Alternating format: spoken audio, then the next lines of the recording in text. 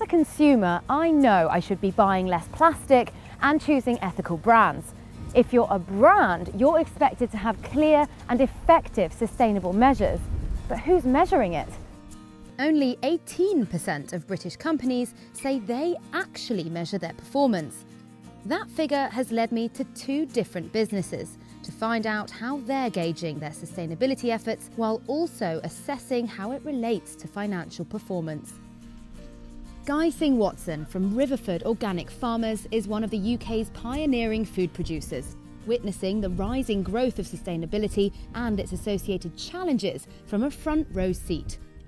We started in 1987, just me and a wheelbarrow, and today it's a £60 million business delivering 50 or 60,000 vegetable boxes across the UK every week. Now operating 3 farms across Britain, Riverford has been built on environmental consciousness, from field to doorstep. But for all the progress around sustainability, less than half of companies say they can make the link between sustainability and profitability. Because Riverford is working with experts, they're able to stay up to date with the latest research in terms of what materials to use and what practices are the most sustainable. But not all companies have the same expertise or the same funding, which makes it really hard to gauge an industry-wide impact. So the most important benchmark is our carbon footprint.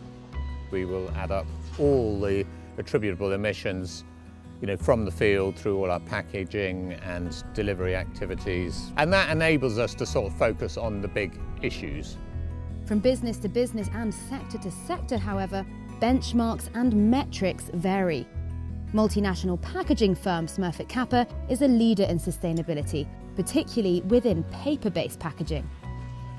The company, which operates in 35 countries, sets and tracks its own benchmarks.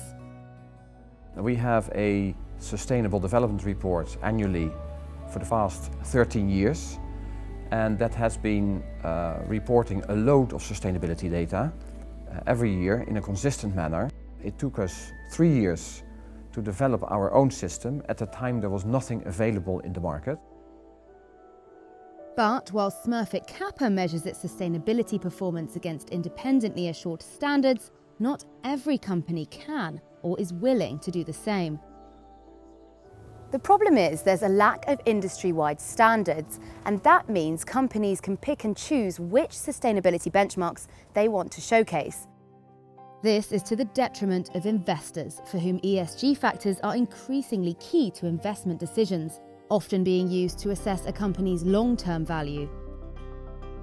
The challenge in sustainability reporting is there is not one currency. As reporting so far is almost completely voluntary, a lot of companies do cherry picking. For example, in an entire report of 60 pages of information, there is exactly 6 numbers that are being assured. So investors and customers cannot rely on all the other information. But despite these difficulties, more than 2/3 of organisations say they are working to implement sustainability into their business models. The question still remains, without standardised benchmarks, can the progress of this crucial shift be measured effectively? Until a coalition of forces help businesses, big and small, assess their impact on the environment, it seems unlikely we'll have a much-needed blueprint for sustainability success.